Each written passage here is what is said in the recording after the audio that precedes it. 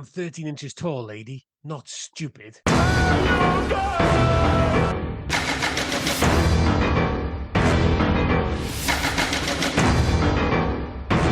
no word of a lie. This 79-minute film I watched in 2 sittings, 3 days apart. Welcome to the Hey You Guys podcast. I'm Rob, that's Liam, and today we're talking about Dollman from 1991, the film that finally broke me. I mean, I've watched a lot of questionable cinema in my time, but this one, oh boy, this one felt like a personal attack. I've officially reached my tolerance for this type of movie. I'm done. I'm cooked. I'm spiritually 13 inches tall. I mean, we'll talk about the forced perspective, every shot looking like the crew said, just put the camera lower, no one will notice. Brick Bardot's home planet, it doesn't look alien, it doesn't look futuristic, it looks like the street next to mine. I've seen more convincing otherworldly landscapes in Tesco car parks. And through all of this, Tim Thomerson, he's trying, bless him. He's genuinely trying. He's given a performance that belongs in a much better film, a film with a budget, a script, and maybe a location that isn't clearly behind someone's house. Then there's Jackie Earle Haley, who is, to his credit, doing something. I don't know what film he thinks he's in, but it's definitely not this one. And we have Albert Pian, a man who can occasionally deliver charming B-movie chaos. He lets us down so hard here. I mean, I felt personally betrayed. This is the director who once made Cyborg. Now he's giving us Tiny Cop crouches behind a bin. And come on, the numbers don't lie. Budget, 2 million. Box office, 1.1 million. And that's more than I thought it'd make. Even the accountants looked at that and said, yeah, that tracks. And Liam, I have to say, can you ever forgive me for making you watch this? Jesus Christ, mate, don't bury the leads, I mean, let us know how you really feel. I can't do it. I mean, the way you're reading out, anybody would think I chose this fucking movie. This is on you, buddy. It's technically I gave you a choice of 2 and you picked this one. So I think Misery Loves Company. And I will say I am burnt out, but I'm sure I'll get over it for Shrunken Heads because I'll still pick that at some point. Well, I look forward to it. If it's anything quite like this film, I went into this with oddly high hopes. I was like, I wasn't expecting it to be a classic, but I was like, what's that? Oh yeah, I was kind of hoping for like a B movie, schlocky, like knowing, winky B movie. And that can be pulled off successfully, even with a relatively limited budget. And I know 2 million isn't very much, but you look at like basically the successful version of this movie in terms of tone and aesthetic is Buckaroo Banzai, 100%. Yeah. A movie which embraces that B movie aesthetic. It has shonky looking spaceships, whether it, budget or by design. In that case, it was definitely by design. This movie, the problem is most of the movie looks so bad that I can't tell at any point if it's doing it because of budget constraints or because it's doing a kind of wink to old 50s B movies. And because I can never quite draw the line as to where it's supposed to be, none of the movie really works on a tonal level. You're going back and forth between one-liners and Debbie's bizarre moments of social commentary. It's a strange movie that never really works, if truth be told. No, it doesn't work on a tonal level, as you said, but it doesn't work on a visual level. Like, no, it's really insane. Like, because nothing really happens. They're in the same quarry in the other planet that they are when they have their showdown at the end. They're always in that. When they're in Artura. Like, I actually was a little bit involved. Like, when the movie started, and I was like, well, Artura just looks like Cyborg. That was, my first instance. It just looks like Cyborg.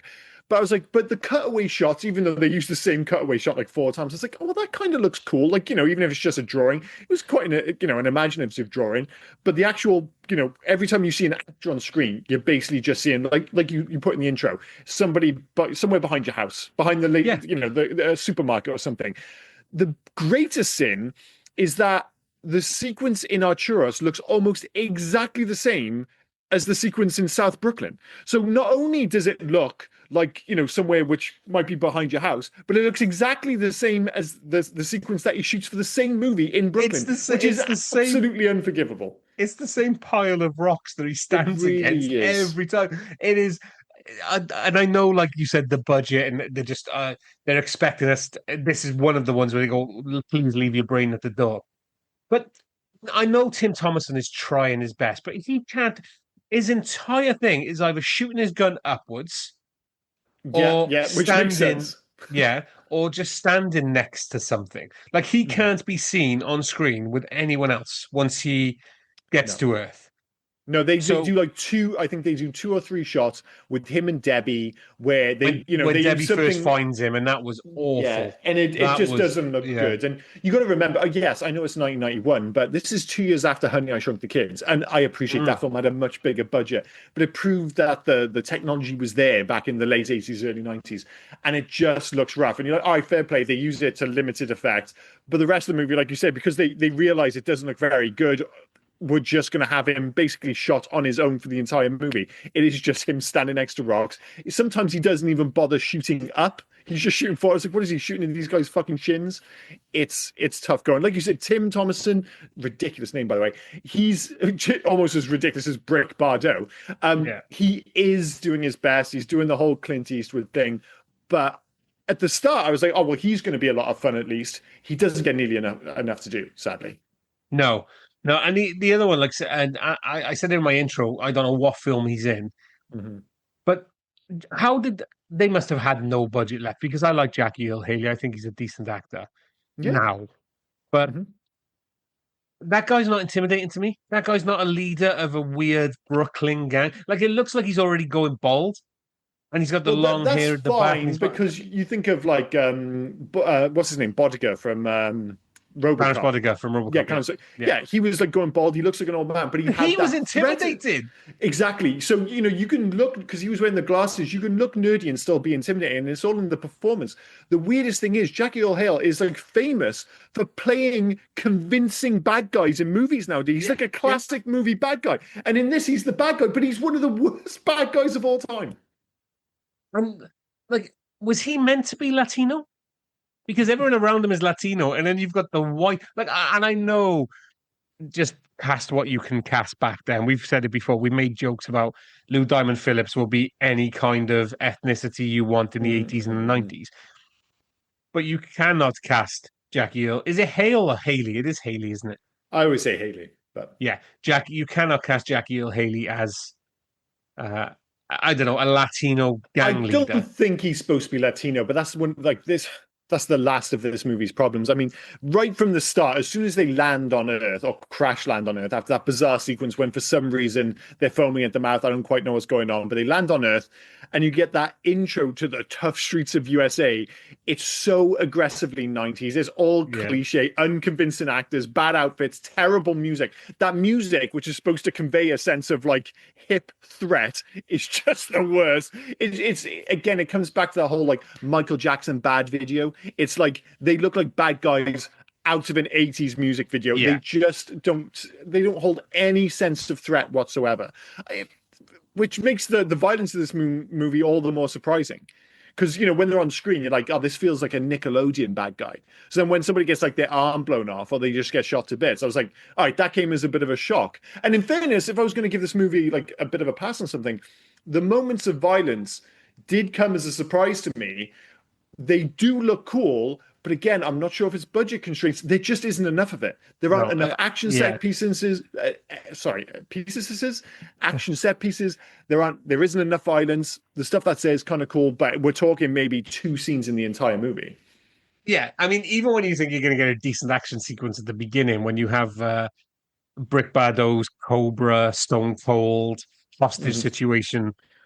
That sequence is mental. It's fucking mental, it dude. sets up what you think the rest of the film is going to be. Mental. Yeah.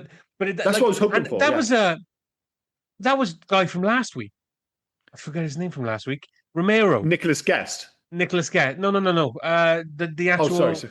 So Nicholas Guest was he was Skyresh with the glasses. Yeah, he was the captain. Yeah, No, yeah. Who, whenever I see him, I just like there are certain actors who you just associate with a bizarre role, and I as soon as I see him, I just think of him as playing Todd in Christmas Vacation. And some I don't know Margot. For some reason, that always just plays in my head whenever I see him on screen. It's bizarre. I see him as from another Albert Pion film. He was in an Olivier Gruner film called Nemesis, which I think is great. But he was also down, buddy. He was also the prince. Look, if I'm comparing it against this, it was a fucking masterpiece. Fair enough. Yeah, I'll give you that. But he was also the principal in High School High. Great. USA great High or whatever it was. Yeah. But so no, I'm on about Romero from last week. He was the guy that took them all hostage. in the laundry. Yeah, the guy from Escape from New York. Yes, Yeah, yes, yeah. yeah. He played Romero, and I think, well, it's setting up something that should be fantastic, but Mhm. the rest of the film lets us down, obviously. But then it's in the laundry room. I felt personally attacked. There was like too many fat jokes for me. There was a It was lot of right. fat No, jokes. listen, I'm one of these people. I believe that you can make a joke about anything as long as it's tonally in the right place and, let's be clear, funny. I don't know what the joke was other than they're fat people. That was it. And it took that joke, which wasn't really a joke, and it drove it into the Yes, fucking yes. ground. Even to like the point when they fell over and they did like the screen shake. I was like, what kind of movie am I watching? It's fine. The movie you're watching isn't that. That doesn't happen for the rest of the movie. This bizarre aside with the fat jokes and the screen shake, that doesn't happen for the rest of the movie. I'm glad because that scene is rubbish, but then the rest of the movie is just rubbish in a completely different way. I That's know all. this is going to be interesting for favorite scene later, isn't it? But I mean, we'll get to that in a bit. Arturos was interesting. Well, I say interesting. It was the most interesting bit of the film, I It think. was the most interesting. It was like the color palette of that fucking planet is insane. It's like brown and sepia, but They were going for like maybe I don't know if they were trying to go but for a Blade Runner thing. I actually, one of the things I'd say as a positive is that once the movie started, you're not on Churros, the HD transfer that I watch, and if you haven't seen this, it's on. I just watched it on Amazon Prime. yeah, It looks surprisingly decent. it Like the did look movie alright. isn't Yeah, shot well, but the transfer is very clean. I'll give it that. but I love it. Like they kind of gave up on the otherworldly stuff. It's Yeah, like he's got this really gun early. that he can grab, and they got spaceships. But The he goes to gun's the ace. laundry. He goes to the The laundry. Kruger blaster is very Yeah, cool, actually. but he goes to the laundry. He smokes cigarettes. Mhm. He's like it's all the same as Earth. It's just a little to the left of what we are. The gun, It's so similar. I think the idea of the gun is good. Mhm. I didn't like the look of the gun, and what really like his magazine kept changing as well. Did you notice that? That was right. That was the weird thing, right? I fundamentally like the gun. I like the fact that it's somewhere between a standard gun and like a blaster. It felt like the shots had impact because it was like that was one of the cool things. Like when people got hit, it was more like an 80s movie where you're just like, oh, that actually looks quite violent. But there was one bit when he had this gigantic magazine. I was just like, oh, that looks cool. Like it gives it something, give it a bit of a different look. That giant magazine then disappears again for the Yeah. entire movie. What Yeah, the fuck's going on, it's only guys? there when he because he takes out a small magazine, and Yeah, then when he yeah. looks at it in his hand, it becomes it's like he's touched it in the right places and it grew. Then he puts it back in, and then it disappeared again. Was this? I Insane. couldn't figure out if it was supposed to be a joke, like in the moment, like, oh, I'm going to need a bigger magazine, or it was they were selling it as a feature of the gun, but they don't make a big enough deal out of it. So instead, it just looks like a mistake. And like I said, it's a shame because the gun is one of the cooler things. I'm not sure about his like hand magnetism thing where he And seals. there's no bloody explanation of how he is magnetically attracted to his gun or No, whatever that they use that joke hand to magic. yeah once or oh, thank you hand magic like two or three times as well. Oh, I've got the upper hand on you. I've got your gun. Oh, hang on. There you go. I've got it back. It's very strange. And like you Yeah. said, like I actually thought one of the best sequences in the film was actually on Arturos. It's a shame that it's basically on the set of Cyborg or basically South Brooklyn, where he Yeah. has the first showdown with is it Krug? Is that his name? Sprug. Who? Scrooge. What? Sprug. Sprug. Thank you. Sprug. Sorry, my When I saw apologies. him, I was like, what the fuck is Wash Hogwallop doing in this film? That's exactly what I think. When I see him, I just think of Wash Hogwallop from Oh Brother Where Yeah. Art Thou, a movie which he is fantastic in, a movie which I absolutely adore, and he's pretty good in this. The idea it's a little bit Teenage Mutant Ninja Turtles with him like just a head on a Yeah. floating kind of mini spaceship, and I actually quite like the idea. It reminded me a little bit of remember Shadow of Mordor, the Lord of the Rings video game, where it had the Nemesis system. Yeah, I've never So watched it, but basically, it's like you fight these bad guys, you run into these captains, and if you beat them, and they basically come back later in the game, and they remember you, and they're like scarred up from your battles. And I was like, oh, it's cool. Like he's just blown him to bits basically, and now he's just come back as a head. And in that sequence, it's like there are moments of dialogue where you're like, oh, this movie might be going somewhere. Like Scrug. Sprug. Sprug. Sprug. I always forget the P. Sorry, Sprug. That's When okay. he's delivering his evil plan, and Brick responds with, "It'll never happen. You'll fuck it up. You always fuck it up." I was like, it almost felt like a knowing critique of comic book villains. Yeah. But then I was like, that's probably not that. I was like, is it accidentally brilliant dialogue? Probably. But that whole sequence was kind of cool, and it lacked the visual identity of the very first shots. Like you said, when he goes into the laundromat, it feels like it's from a different movie. When he goes back to his, let's be clear, batshit insane apartment, and it's just a block of just darkness with just and one of the few hints of I guess alien futurism is the news report which is on the TV when he's in his Yeah. apartment is the worst form of ugly ass 90s futurism I've ever seen. It's just heads on a screen just kind of melding thinner and wider. It's just like, oh my God, it's Why just was the worst. why was the mayor really against it? I know it was like an election year and that, but to I don't turn know. around and go, oh, he's killed 17 people in that laundromat and now we're Mhm. after him. But if you were after him because the 17 people were dead, he's not hard to find. Yeah, again, just go and arrest him. I thought it was going to be like a bit of a twist. It's like, oh, instead of the angry captain, we're going to have an angry mayor. That just goes away. The captain Yeah. disappears, the mayor disappears. He goes to Earth for reasons. Again, I never know quite why anyone's doing anything in this movie. Like literally anyone. And you think you've got time to add a bit of dialogue, a bit of depth, a bit of narrative to this film because you mentioned it's 79 minutes long. I mean, this film is actually closer to like 75 Yeah, minutes yeah. because the I mean, credits at the 79 with start credits, yeah. along the credits at the end, which are probably one of the best parts of the film, they go on for ages. So in terms of actual movie, I don't think you're getting much change out of I mean, 75 to be minutes. fair, within the movie as well, it all happens in what I want to say is like 7.5 hours. Yeah, it's so low key and small. You've probably seen the sequel, Dollman versus Demonic Toys. I I haven't. I kind know, but I never saw Dollman. I've never seen that. I wanted to watch it, Oh, so I've I never seen see. it. I see. So I'm I tempted to like. give it a go. I mean, dude, the sequel's 61 minutes long. I'm not sure if that registers as a movie. That's like Dumbo long. That's I will. ridiculous. I will probably tell you. You don't need to. I'll explain why in a sec. Okay. But no, I like Full Moon Pictures. Hmm. For what they do. Like I said, I've liked some of the Puppet Master Hmm. films, some of the other films they do. So I thought, oh, we haven't really done a full moon on Yeah. this. So I gave you a choice of two. I wish we would have gone Shrunken Heads, but maybe after we watch that, maybe I won't be as kind. Now, the thing is, I have seen Demonic Toys, the Mhm. original one. Yeah. Oh, Dollman, yeah, I should have explained. Yeah, yeah, it's like one of those cross universe multiverse it's movie things. three. It's three films in one. So Okay. there's another film called Bad Channels, where in Bad Oh Channels, yeah. aliens take over a radio station Hmm. and they shrink women. Of And course. apparently, in Dollman versus Demonic Toys, which is like you say, 60 odd minutes long, one of these women is still shrunk. Hmm. So Dollman needs to go is trying to find her to explain to her she's not the only one on Earth who's Hmm. tiny. But basically, it's a 60-minute trailer for the other three films.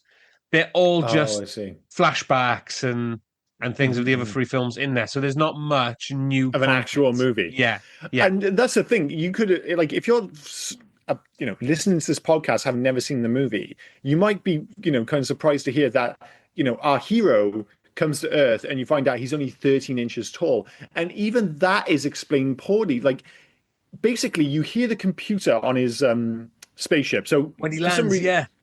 they go through a portal. Apparently, they survive just about. We're never quite sure what's going on, and it says size relations altered. And I was like, is that because of the wormhole or is he just smaller? So I thought the spaceship was suggesting that due to them going through a wormhole, their sizes had been changed. But then when he lands on the planet, one of his first lines is shit, a place full of giants. I hate giants. Which suggests not only is he fully aware, it's like, oh, I just happen to be very small on this planet, but he's run into giants in the past. I don't think any No, of that is, but I just think it was just written on the page and it they was a just not line that giving they it a wanted to second say. thought. Yeah, Yeah, it was a yeah, yeah, line they yeah. wanted to say, and they just So, didn't think right, about it. just out of interest, then, do you think he's been made smaller by the wormhole, or just by chance in relation to humans on Earth, his species are much smaller, which I think is So much more interesting. I've always gone with the fact that they are from the normal size on their planet, but they are 13 inches compared to us. I Yeah, don't because think they they were did shrunk something like via the wormhole. They did something like that in one of the new Star Trek films. I'm sure there was like a cold, they do those cold openings where it's Yeah. just like a kind of mini adventure. And I'm sure in one of those you realize that the aliens he's talking to actually happen to be really small. I always just think of the 80s, or was it 70s maybe, or 60s? The TV show we used to 50s, watch on 40s? Sundays. Remember Land of the Giants? Oh yeah. Yeah, that's what made me think of it. Like I watched that, I Or think of Land of Gulliver's the Giants. Travels. There's Oh, God, obviously all a the touch about that. borrowers. Yeah. There's Which loads of that. again, there's a cool idea here. I like the idea that there's like, you get a section in Arturus. He's like this totally badass Clint Eastwood-esque police officer who totally goes over the line. And then he lands on Earth and has to deal with the fact that he happens to be 13 inches tall compared to humans. But like it's never really an issue. He just goes about his bit. There aren't like too many situations where it's like, oh, we have to deal with the fact he's tiny. He just shoots at people. Yeah. Like if he had landed on Earth and been the exact same size, other than getting his spaceship picked up by Debbie and brought to her apartment, there would literally be no difference to the film. Like none. Like the fact that he's tiny is just feels completely incidental. Did you see that weird little joke come in as well, where they keep going on about this dimensional bomb? Oh, be able to take over the world. You've got this dimensional Yeah. bomb. But this dimensional bomb is from a guy who's 13 inches tall. So the explosion is not going to cause this much damage as you think it's going to cause. That doesn't make any sense, dude. I was like, No, is that supposed to be right? Even like, so if you took the dimensional bomb and you like took like you if in a dimensional bomb, you've got to go on the assumption that's going to have this huge impact and it's going to take out the eastern seaboard. And say you reduce that by what? Like the idea is that Dollman is 1/6 the size of a human. So if you take that bomb and reduce its impact sixfold, it's still going to be a massive bomb. But then yeah. the end of the film, it's little more than a grenade. And I was just like, was that it? And I was like, is this a joke or is it just, again, an issue of budget? And because, again, the tone is so inconsistent, I don't know if they're telling a joke or if the film is just shit. And it's really tricky. And I kept running into that all the way through the film. I gotta say, unfortunately, I'm not very. I know I didn't bury Lee at the beginning. It's not a joke. Like they tried their best. I mean, the film is unfortunately just shit. And do you know what? This isn't going to take me away. I'm still going to watch these type of films going forward. I'm still going to pick these films, but my God, this one hurt. But that's the thing, isn't it? It's like the whole point of like revisiting these films is like some hold up. Like, we went back and rewatched Cyborg, and I'm not sure if it's just the fact that I had nostalgia attached to that film. I don't think it is just nostalgia. And don't get me wrong, I knew when I was younger, Cyborg wasn't a classic. Just be clear, it's by the same director. And I knew going back and rewatch it, I was just like, well, I know it's not going to be brilliant, but is it going to be an absolute shocker? And it was fine. It was fine. Like it wasn't brilliant, but it was a perfectly watchable sci-fi, dystopian future movie. This movie is not held up in the same way at all. And maybe it's because they're trying to do more. I don't know.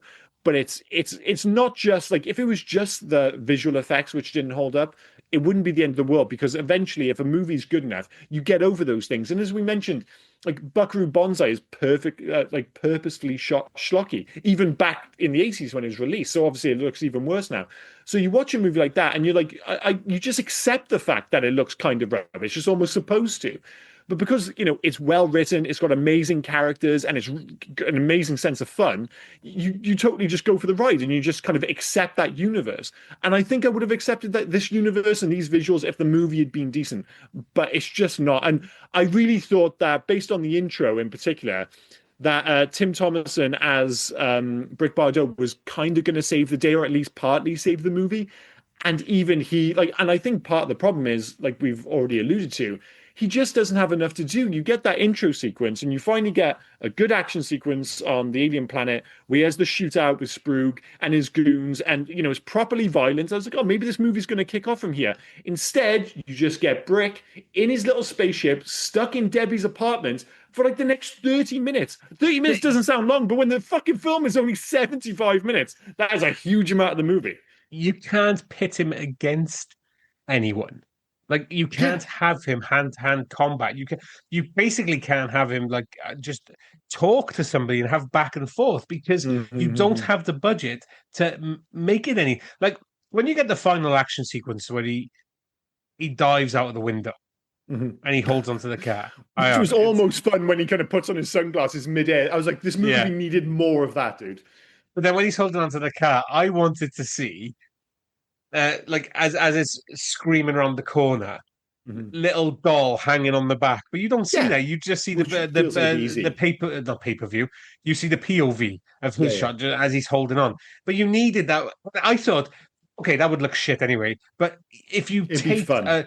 exactly, if you taped a Kendall or an Yeah, Action yeah. Man or a GI Joe, taped it to a thing and it just filmed it, you know what kind of film you're doing. So why don't you do it? It looked fun. Yeah, and again, I was just like with this film because it doesn't look great, which again, is by the by. But I was just like they should have leaned into the idiocy more to the Yeah, loot, yeah. and that's a perfect example. If you have what clearly appears to be a Ken doll hanging from the side of the window, at least it would have been a bit of fun. But when he jumped Yeah. through the window, as I said, puts on his sunglasses, like, well, that sequence is clearly ludicrous. But I was just like, this movie totally needed So, more of that, and does he have? instead, I'm sorry, go for it. Sorry, I just wanted to because you said about jumping through the window. Does he have power, or is he just a human from the other planet? With Because a gun. with a gun and magnetic hand magic, but Mhm. because he's only 13 inches tall, so he would have bounced off the glass, not gone through it. Okay, Yeah. but he went through the glass, Mhm. and 3 stories to us has Yeah. got to be a lot to him Oh, yeah, at yeah, 13 yeah. inches. So And the he would distance to get from the exactly. window to God rather than just jumping through and just going straight down, basically. Sprue died pretty easily under a thumb. I'm pretty Hmm. sure he would have just splattered on the floor.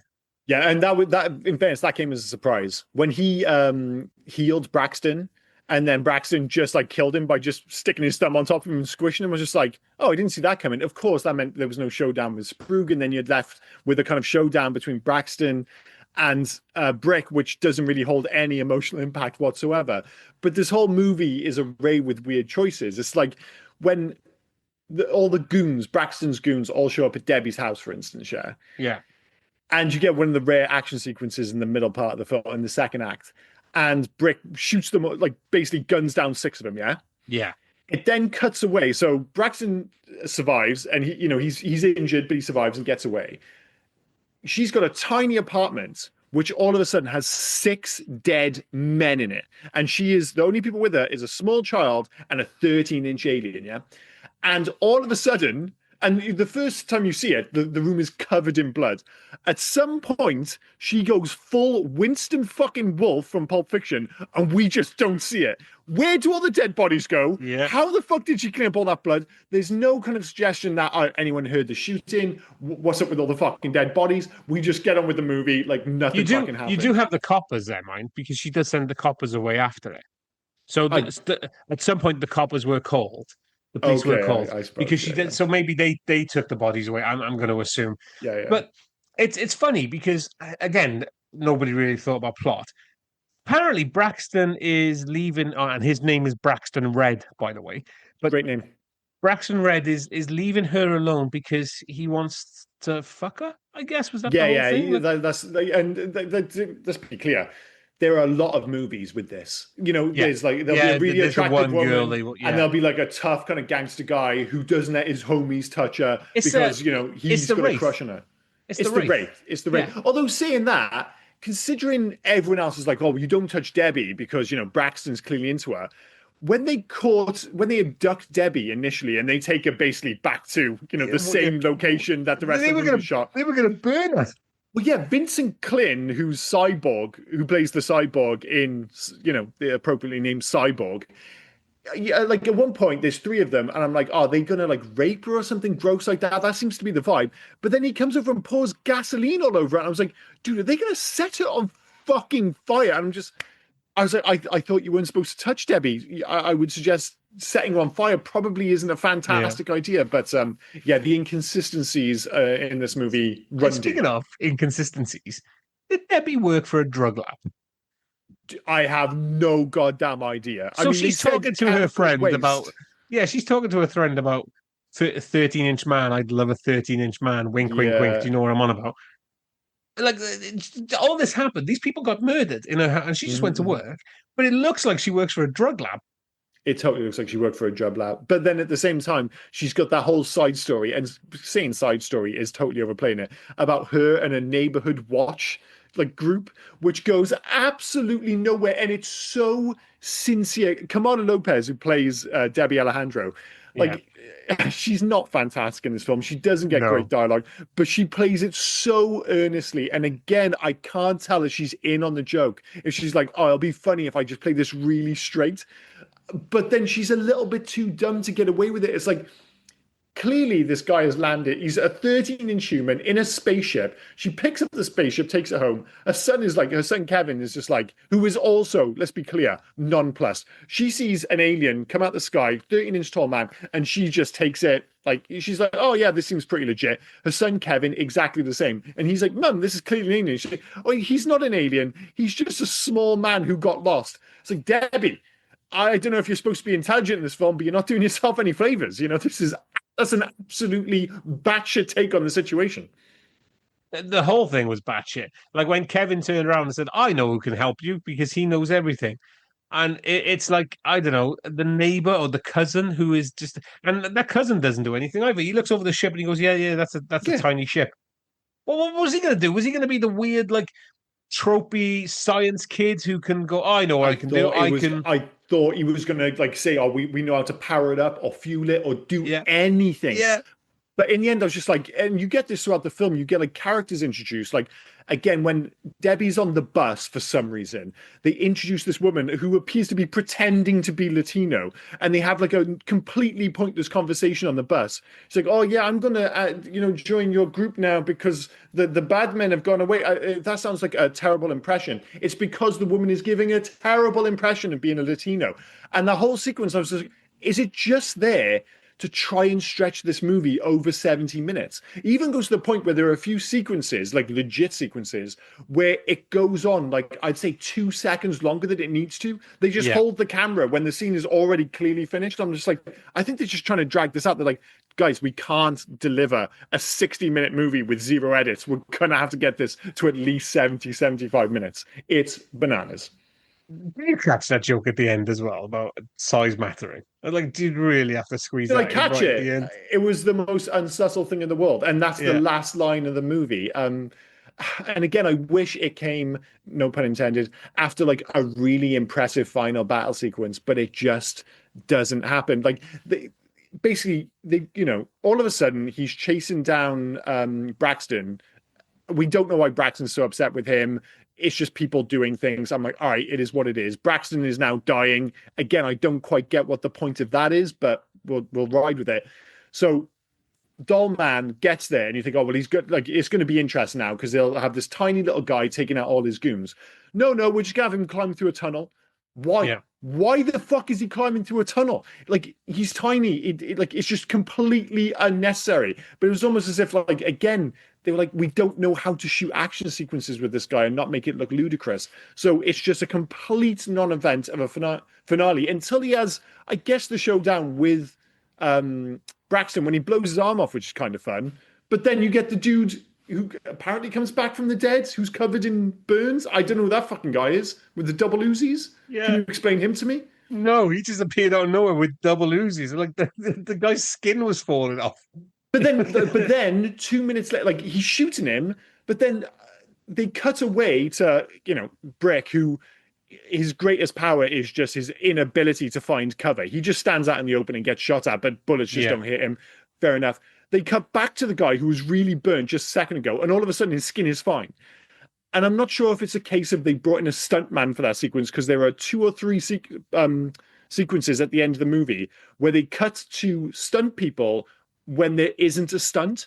Like there's a bit when Brick is shooting from the top of one of the dilapidated buildings, and then they cut back to him, and I'm just like, well, that's a stuntman, but he's not. He's just shooting. And even with Debbie, there's a sequence where all Debbie is doing is running, and they bring in a stunt woman with terrible hair. I'm just, what are we doing here, fellas? I maybe they had some of the budget was to do with stunts, so they had to put some stuntmen in. Maybe they've just promised friends a job or something like that because it's one of the oddest examples of stuntmen or stunt women being used in a movie where it's just completely unnecessary, unless of course it's been edited afterwards and maybe there was just stuff that didn't work. But it's a tough watch to say. I'd argue this whole film didn't work. I think you're right. I think you're Yeah, right. It's like you said, the hero is relatively interesting, although I'm not sure if his look is quite as cool as they think it is. I was trying to it's really decide. not, is it? He No, had his shirt tucked in, a and done up to the duster, top. yeah, a duster, Hmm. and I'm gonna guess dress shoes. I didn't really look at his shoes. They didn't even look like dress shoes. There's Yeah, one point he was on the floor and they almost just looked like kind of crappy trainers. And I was just like, oh man, he just dresses like a middle-aged dude.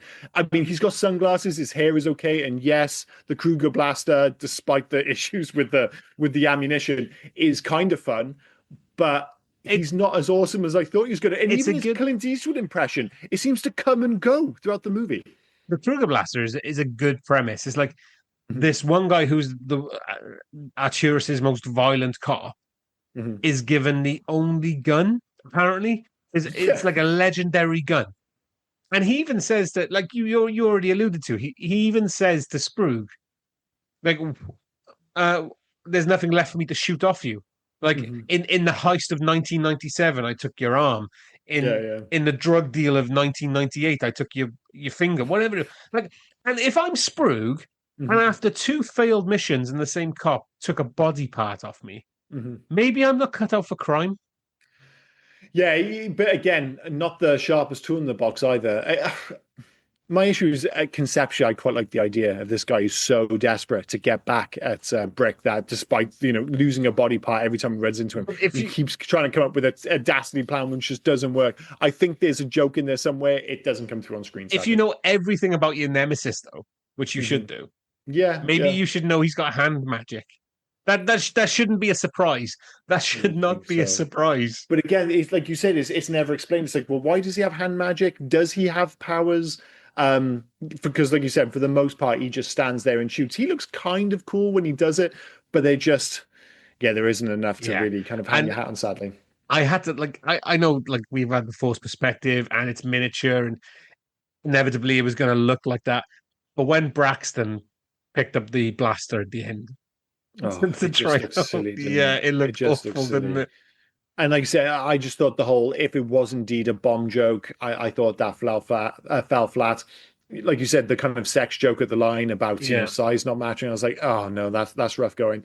So yeah, there are like one or two moments where there's like a hint of a good movie that might break out at any moment. It just never quite gets there. It's like yeah, any moment of even limited quality is followed up by disappointment at nearly every turn. And one of the things that surprised me, and I apologize to anyone who enjoys this film or if they have like fond memories of it, because I found it a genuinely tough watch. And I actually, like yourself, end up watching it in two sittings despite the limited runtime because it's like, yeah, I want to make sure I'm paying attention. This is tough going. Is that if you look online, it's like this is like 50% on Rotten Tomatoes. So yeah, people like this movie. And maybe it's kind of like the same people who like say Sharknado, for instance.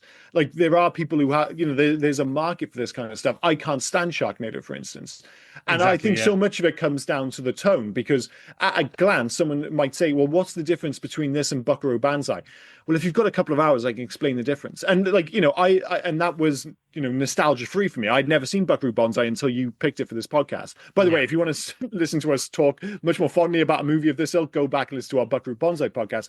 But I had no nostalgia attached to that film, and I fucking love that film. I think in the end, I liked it even more than you when you grew up with it. It was like you absolutely, actually went out and bought the Blu-ray, didn't you? yeah. I bought After the that, Blu-ray like yeah, the next day, and yeah. it's tonally, it's like giving characters a bit of agency. It's finding that balance. This movie fails to find that balance. It It has one of doesn't the have the best. quality, and It it's has one of the weird. best scores I've ever seen. Oh, amazing score, And if you amazing want to talk score. batshit ending or credits, Hmm. look at Buckaroo Banzai's end credits compared to these end credits. Yeah, Because they've yeah, tried to do well. the same, like something similar, it's like the same ilk. In But bit, fucking right, the hell, one thing I will say is you could take any end cred sequence, put it up against Buckaroo Banzai, and it's going to come away looking poor by comparison because yeah, okay, that might be the greatest end credit sequence of all time. Like I said, I actually thought the end credit sequence was kind of fun, where they're just like, guys, we need a few more minutes. We're just going to have the end credits and just show you clips from the film again. Like, all right, fair enough. The weird thing is, we've criticized like everything about this film, including the performances. the cast is actually kind of good. Like you said, Tim Thomerson is fun, and I know some people are big fans of the Transom movies. Jackie Earl Haley is good. Yeah. Frank Collison is good. Vincent Clint is good. There's actually talent on screen, but it just never really comes through, sadly. Unfortunately, it's the direction, isn't it, as well? Like, I don't know whether I don't want to say Albert Pian phoned it in because I've seen a lot of his other films, but Like he's this capable, like I'm not saying he he's is capable of capable, great yeah. things, but we've said he's capable of making fun movies. This isn't one of them. So, and maybe, like I said, I'm sure some people will be like, "Oh, tiny little spaceman," they'll see the fun in it. And maybe if you were watching it with like a like-minded crowd at like a midnight screening, it might be kind of fun. But watching this in my living room, on Tuesday, and I was just like, "No, no, no, this is just Yeah. not fun." Sadly.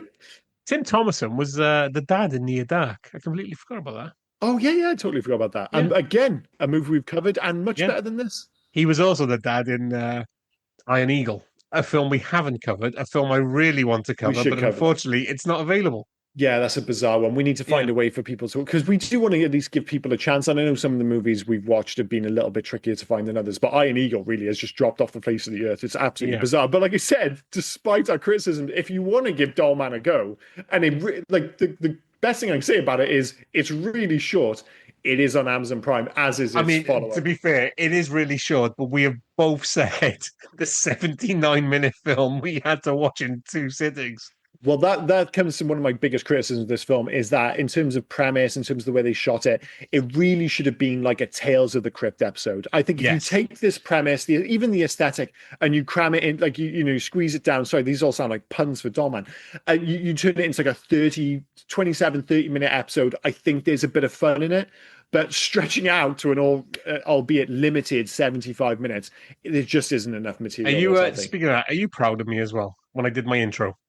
Because But I could have had so many I was short jokes, amazed. and I've gone pun heavy the last few, so I had to stop. Really have. Yeah, Maybe you just punched yourself out in the last few. What was the movie we did before Escape from New York where you just went Hard pun fucking Rain, sing? Hard Rain. Hard Yeah, yeah, Rain, yeah, yeah. That was a and lot of then puns. Custer Island before that, and I had so many Yeah, I was pirate and gonna ask for treasure it. jokes. It was ridiculous. I Yeah, was like, this is asking for. I was like, Jesus Christ, this is just going to be punalicious. But yeah, you avoided it. You've given it a breather. It doesn't mean yeah. it's gone away, of course. Maybe I'll be Oh back in the God, next no, couple no, of no, weeks. no, no. The puns will come back.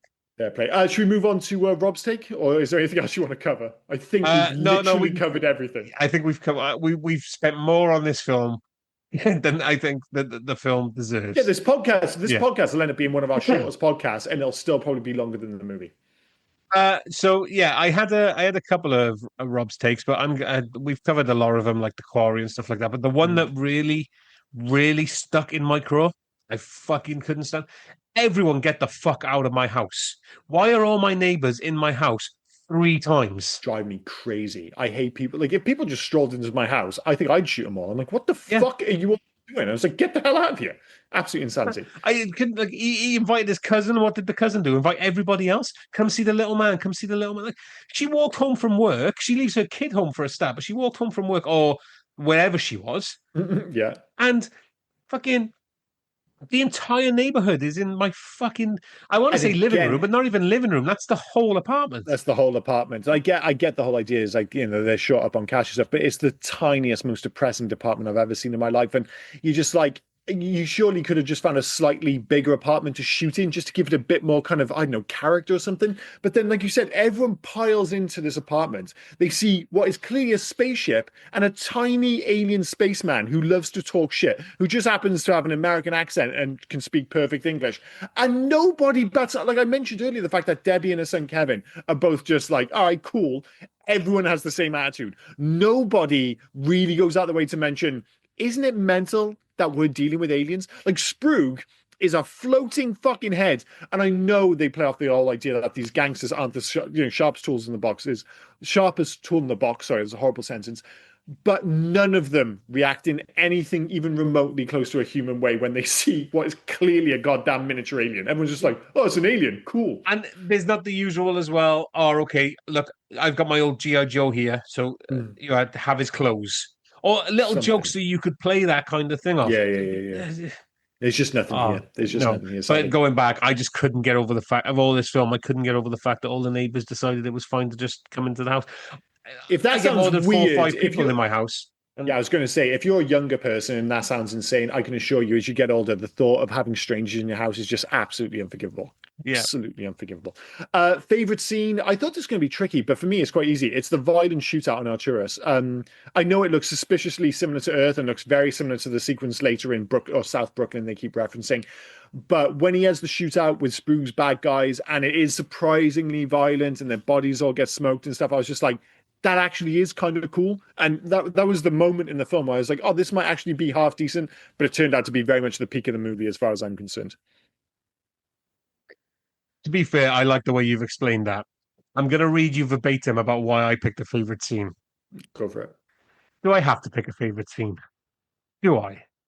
Okay, it's the opening hostage situation in the laundry room. Not because it's good, not because it's clever, but because it's the closest the film ever gets to feeling like an actual film. No, I think you're right. And to make it look like stylistically unique or anything, that's that opening sequence of the laundromat, even though the fat joke is running to the ground and it ruins what might have otherwise been quite a fun sequence. It feels somewhat cinematic, that opening sequence. Yeah. Whether you like it or not, it does feel somewhat cinematic in a way that the rest of the movie doesn't. So yeah, basically, and I could have easily picked that, and I probably would have if it wasn't for the terrible fat jokes.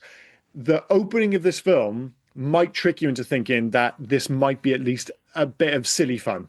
Sadly, it is, you can tell by the fact that both of our favorite scenes come from the very start of the film. Yeah. It drops off a cliff basically the moment that they leave Arturus and he comes to Earth, which is supposed to be the whole twist of the film. Like, when he comes to Earth, then it really becomes the movie you're expecting, because that's when he ostensibly becomes Dollman, because at the start it's just a sci-fi movie.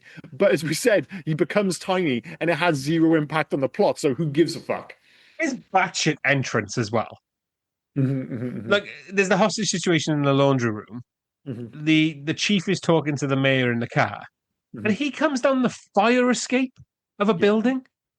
Like, what was he doing? Just Why not? jumping roof over like he was the Crow, and he just Again, at least it was at least it was a stylistic choice. It was, yeah. At some point I was just like, they should have just abandoned the whole Dollman thing, because when he can just be normal size and they can shoot normal action sequences, they, like you said, there's the hint of being a proper film. It's almost as if they kind of committed to the idea and then quickly realized that they couldn't make it work in like an interesting way, like on a visual level. So instead, it just made everything feel really stilted and pointless. And so it's kind of good until he actually becomes Dollman, and then the rest of the movie is just completely ass. So it's not completely without merit, because for like 10 minutes it's okay, but then once the actual hook of the movie is established, it just the movie falls to pieces, because technically they just can't make it work, sadly. Yeah, agreed.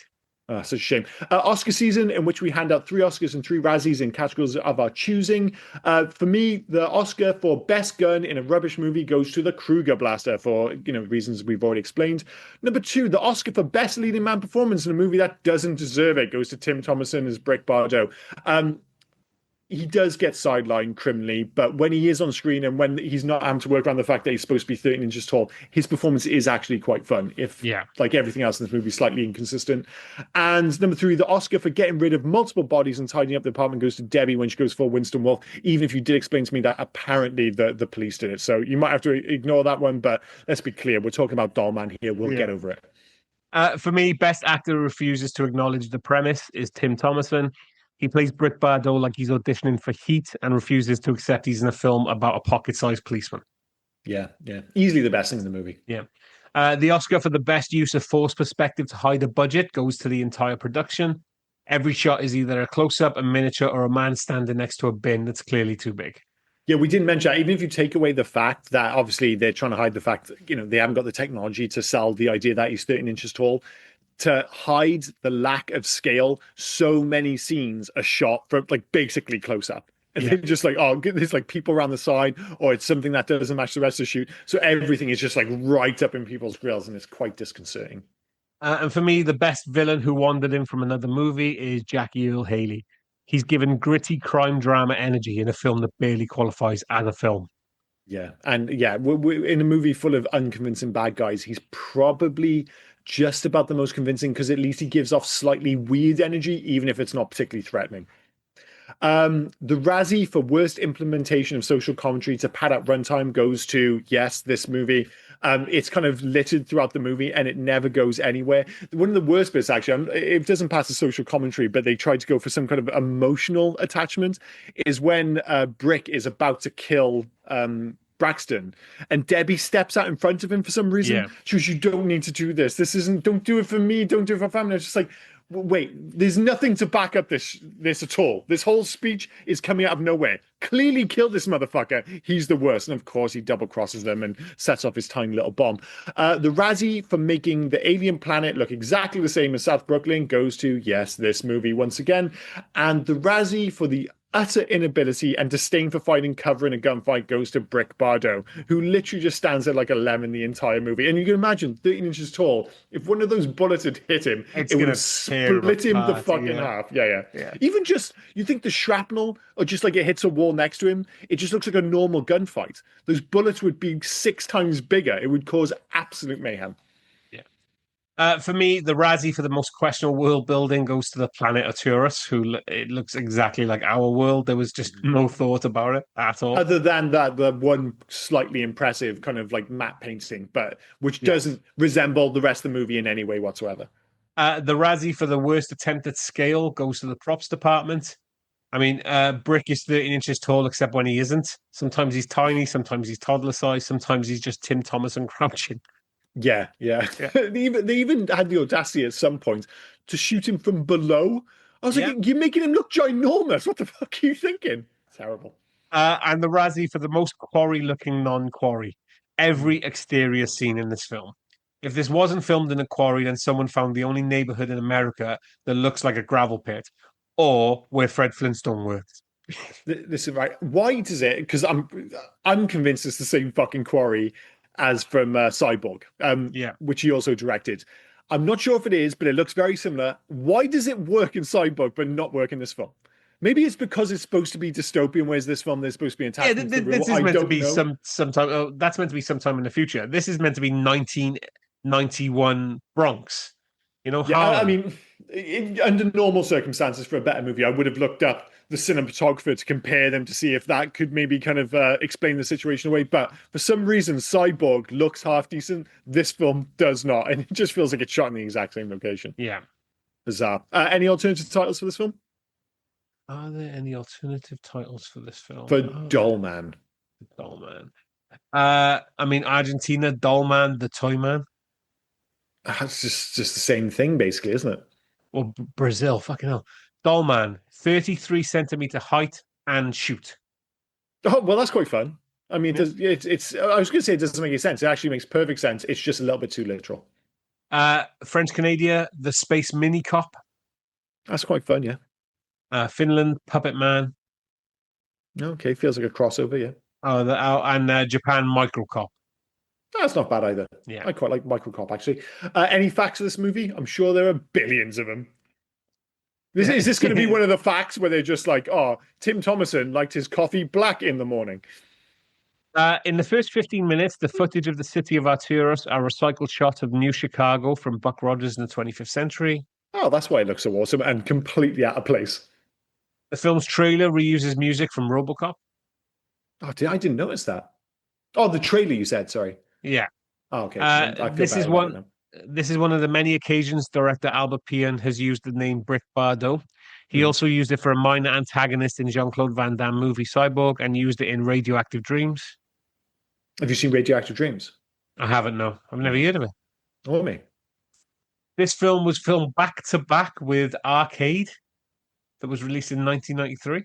Another movie I've not heard of. Like, when I think of I always think of like Cyborg, Trances, and he did that terrible 1990 Captain America movie, which I watched a surprisingly large amount when I was younger. Yeah, I didn't mind that one as when I was younger. Yeah, I'm sure I realize now. Arcade, a virtual reality game begins taking over the minds of teenagers. I mean, sounds cool on paper, assuming it's ass. Fifth build, Seth Green. Oh, there you go. Yeah. Tim Thomerson later worked again with director Albert Pian again on Nemesis. Mm-hmm. Sorry, Trances. He didn't direct Trances. Just Tim Thomerson was in those. That was a different director, wasn't it? Yeah, Tim Thomerson. Yeah, my apologies. Trances is one of those like Scanners and Scanner Cop and all. Transers went on for fucking ever. I think there was There's actually like a Transers. seven of them, wasn't there? I think there was a Transers film last year. That's bizarre. His I name think in that as I well. think I'm pretty sure that's one of those movies again, though, where even though obviously Tim Thomerson kind of stuck around for it, the first Transers film actually has pretty good reviews, and I haven't seen it, so it might be one for the podcast actually. But yeah, there are a whole mess of sequels. His name in that as well is fantastic. It's Jack Death, Jack Death. Deth. That's pretty good. What I do love is these series that go on long enough that they eventually abandon the numbers. So if you go back and look at Transers, there's Transers like 1 through 5, and then all of a sudden it's just Transers something else. They're just like, we can't do Transers fucking 12. This is ridiculous. I love this one. You was on about like making up facts or just this person did the Jackie Earl Haley and Samantha Phillips were said to have slept with one another off set during filming. That's great. That's not a fact. That's just gossip. But I'm all for it. All for it in this instance. Nicholas Guest and Cody Berger previously co-starred in National Lampoon's Christmas Vacation. Yep. These are getting further and further away from the film. These are just like incidental facts now, aren't they? Yeah, I mean, this is it. I'm not going to tell you. One of these facts is fantastic. It's what rating it was in whatever country you're in. Brilliant. Yeah. In Brazil, this was rated 15. It's like, oh, fantastic. Again, they are indeed facts, but do we really need to know them? This film is called Dollman. Yeah, cheers, guys. Hug to the Future is this where we ask the question, remake, sequel, Let It Die or Leave Well Alone. I actually think this is one of those movies which would be perfect for a remake, because I think conceptually it's a good idea, but the movie's rubbish. So we always say, it's like, don't remake Total Recall. Total Recall's fucking awesome, and you're only going to ruin it. Dollman is ass, but it's a good idea. There's a good version of Dollman that exists, and the technology is there now. And if you get it totally right, I'd be interested in seeing a better director's take on Dollman. So I'm going to say remake. I'm with you, because the premise is rife for for a remake. Like you said, I mean, having an alien travel through our Earth, and all of a sudden, okay, he's tiny. Like, he could be the big, tallest man on this planet, and he's fucking tiny on this one, trying to fit in, trying to do. And the technology is there, CGI, fucking practical, all of it. I think, make him even bigger. Like, on his planet, he's giant. Like, who's the guy who plays? What's that Amazon show based on the books? There were two movies. Not Jack. I've got Jack Ryan in my head. I do apologize. The one where like Tom Cruise played. Oh, yes. Jack Reacher. Jack Reacher. Sorry, I had Jack Ryan in my head. Jack Reacher.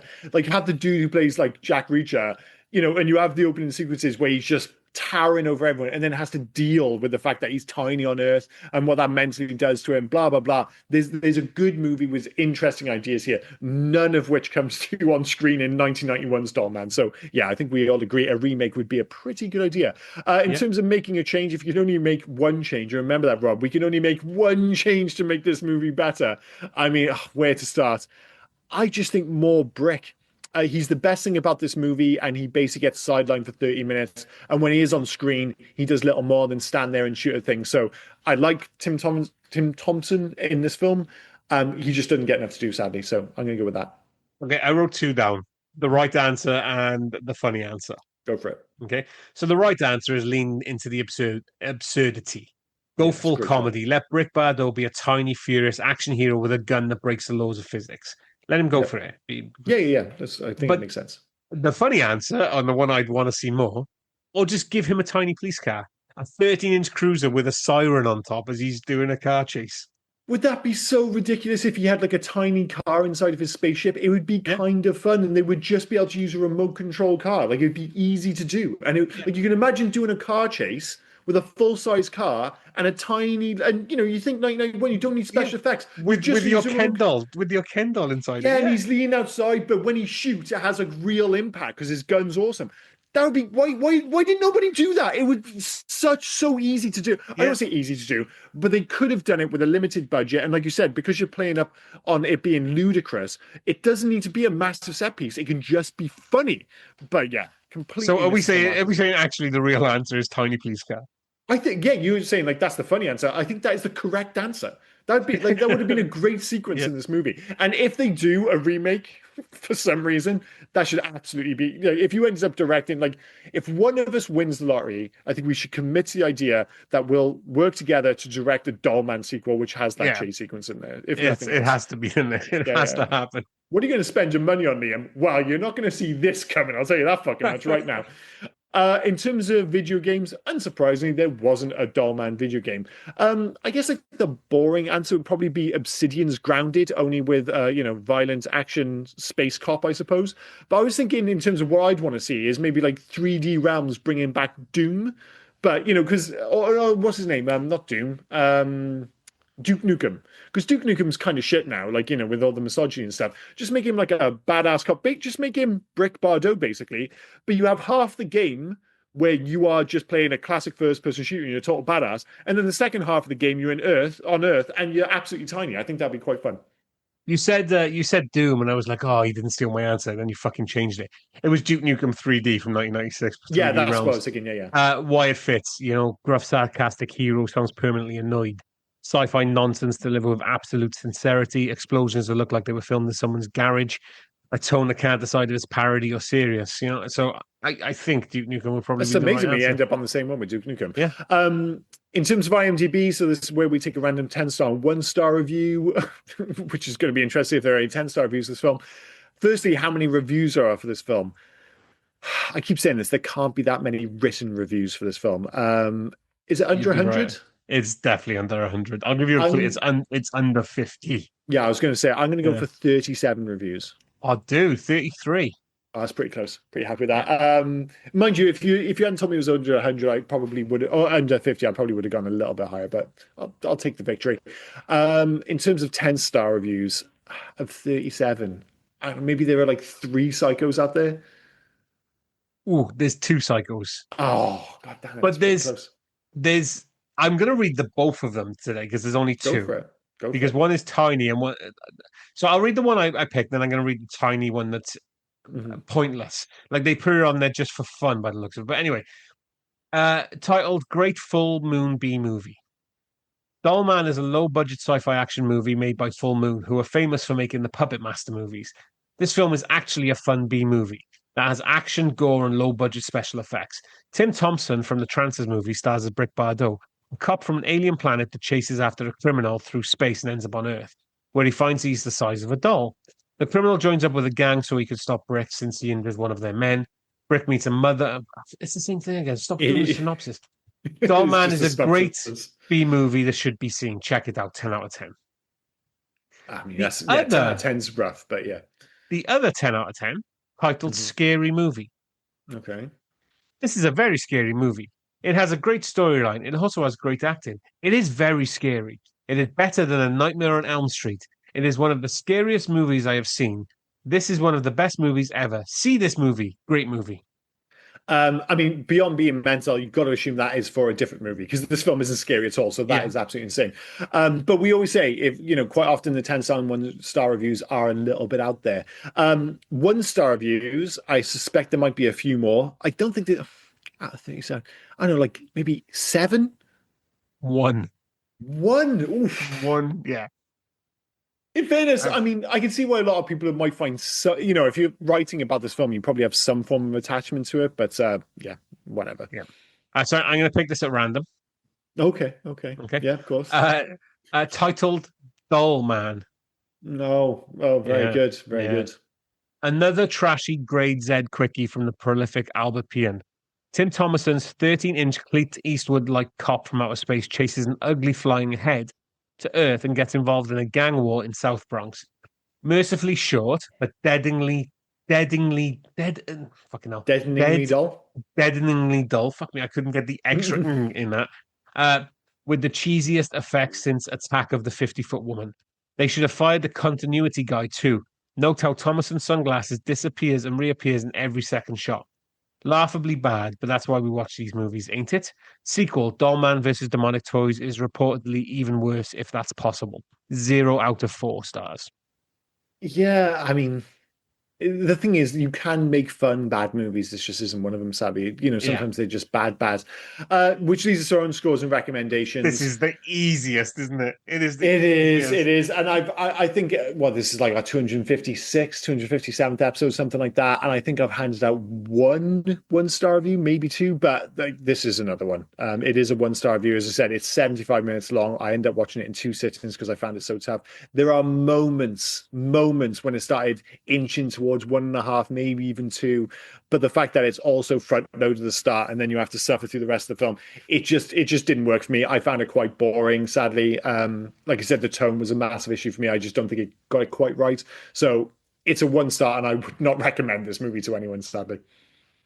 It's a one star, and I wouldn't recommend it. I mean, I'd even go as far as because I'm the half star guy. It's probably a half a star, Oh but no, even if we were half stars, I would give it one star because there were a few just for a moment here and there. But it's I don't think like talk about damning it with faint praise. I mean, the only film which came close to this, I guess, recently was when we did Cool World, wasn't it? Which I think you yeah, maybe gave a one, and I gave yeah. like maybe a 1.5 or two or something. But that film it's a better made movie than this. This has It is. this has zero redeeming factors for me, aside from that it'd be good as a remake. So Mhm. I think I'll stick with one, but Yeah, it's that's fair enough. definitely a no for me. And it's a run and hide. Somebody says, should I watch Dollman?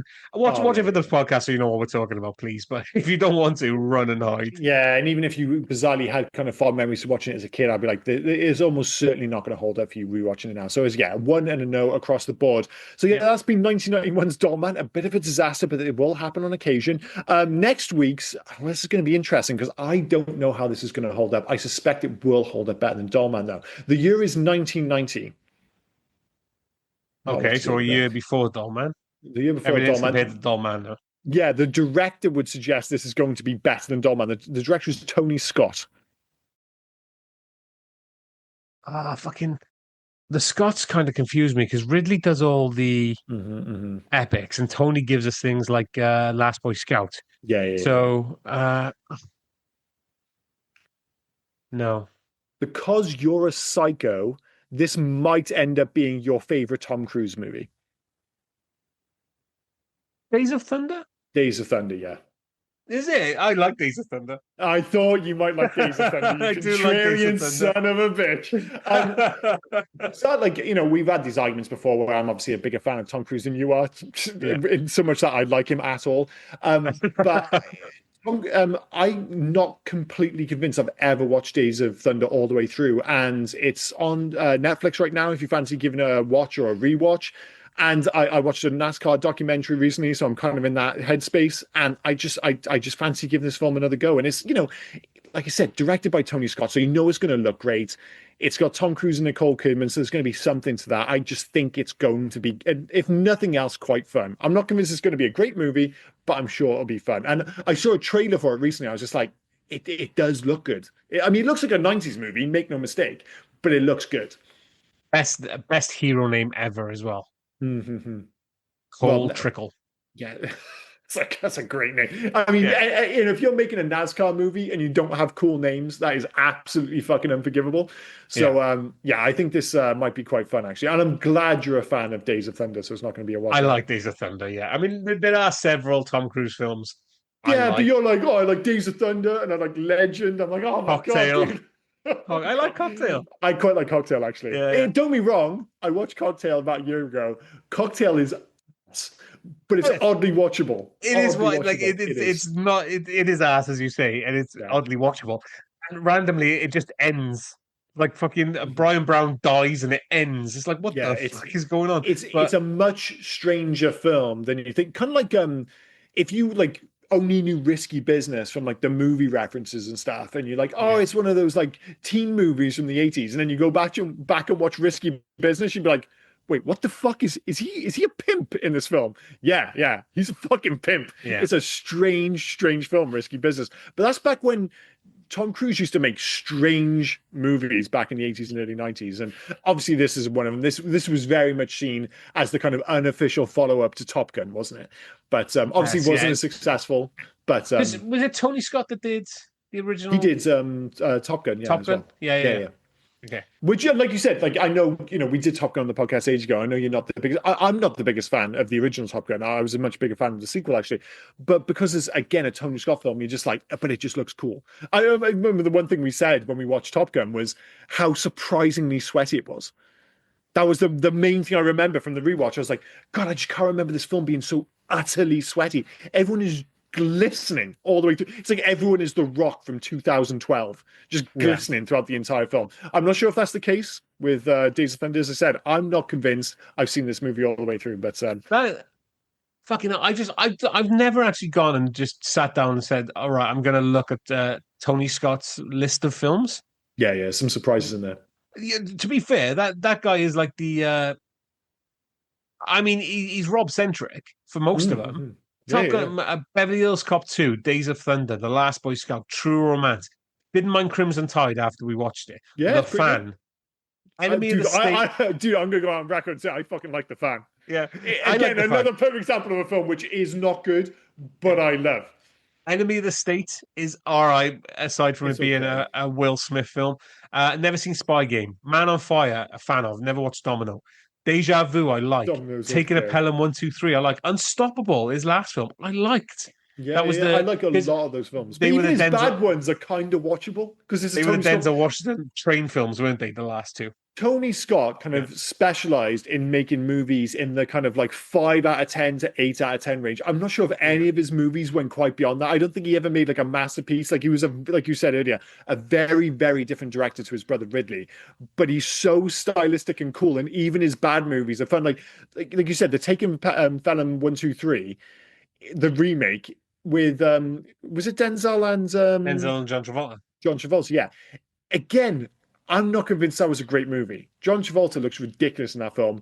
I really fucking enjoyed it. I enjoyed that film, but yeah, I mean, John Travolta again just didn't feel like he should be the mastermind bad guy behind it all. Maybe it was the mustache in that film. I don't know if he quite pulled it off. And then, I mean, Unstoppable was basically him and Chris Pine on a train that was going to crash into a load of people.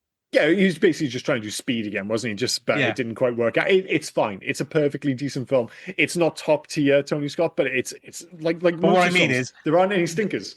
There's I like 85 to 90% of his films, which doesn't usually happen. I mean, I said, the fan isn't the best, but it's a fun watch. I was going to say he hasn't made any bad movies. I'm sure there are a lot of people screaming, the fucking fan sucks. I like The Fan. It was one of those films, for some reason, my brother and I watched a lot. And Robert De Niro giving that boy, hey, Bobby! It's a weird film. And I remember it being very rainy. It's always raining in that film. Yeah. Completely forgot he did Beverly Hills Cop 2. And now I think about it. Why have we done that film? Look at Beverly Hills Cop compared to Beverly Hills Cop 2. That's definitely a Tony Scott film. Yeah. He has his fingerprints all over it. And Beverly Hills Cop 2 is really fucking good. It is, mind you, saying that, when we did Escape from New York, I was legitimately convinced that we had already done it. I was like, we've done Escape from New York. I keep convincing myself we've done Beverly Hills Cop 2. That's why I don't pick it. And then I realized, no, we haven't done it. It's sacrilege. We haven't done that film. Well, that Escape from New York and Beverly Hills Cop, not only is it a surprise that we haven't done, I think the reason I confuse myself because I'm like, those feel like the kind of movies we would have done in like the first 50 episodes. Yeah. Not like, episode 192 or something. You're just like, oh, dude, I'm doing like Escape from New York, like the 30th movie we pick or something. And the same with Beverly Hills Cop 2. But yeah, bizarre that we haven't done that. But it kind of feels doubling down now. Like, I don't want to pick it because we said it. I want us to forget about it. Yeah, we'll just keep coming back to it, and like 10, 15 episodes later we'll be like, are you sure we haven't done Beverly Hills Cop 2? No, we have not done it. So yeah, we will do Beverly Hills Cop 2, but we're not doing it next week because we're doing Days of Thunder. So anything else about? In fact, we haven't done Beverly Hills Cop 2, but we've done Dollman. I know, it's an absolute shocker. We've done some weird films. We've done some weird films. But they can't all be home runs. You got to do some weirdos in there as well. Yeah. Well, that's the thing. If they were all brilliant, and the whole question of the podcast is, do these movies hold up? And the answer was just yes to everything. Every so often you need to do a Dollman just to remind people that sometimes these movies do not fucking hold up. And I'm sure it wasn't great in 1991, but I can tell you what, it's almost certainly worse watching it in 2026. But no, nothing else to add, my friend. Okay, I've been Liam. He's been Rob. You have been listening to the Hey You Guys podcast, and God bless you for listening in this week. There must be a few of you out there. So, yeah. Anyway, please do join us next week for what I assume will be a much more successful revisit of 1990s Days of Thunder. Looking forward to that, mate. Good pick. Cheers, guys. Bye now. Cheers. Bye-bye, bye-bye. Oh, and before I forget, where can folk reach us if they were so inclined to? Well, you can actually reach us on Hey You Guys 80s at Facebook, Instagram, and on Twitter. But if you want to send us a mail, do heyyouguys80s@gmail.com. Send us in your recommendations. Send us in your thoughts about any of the episodes. Just literally talk to us. We'll have a one-sided talk with you on the podcast. Yeah. We're nice folk. Get in touch. But no, cheers, guys. Bye-bye. Cheers, guys. Bye now.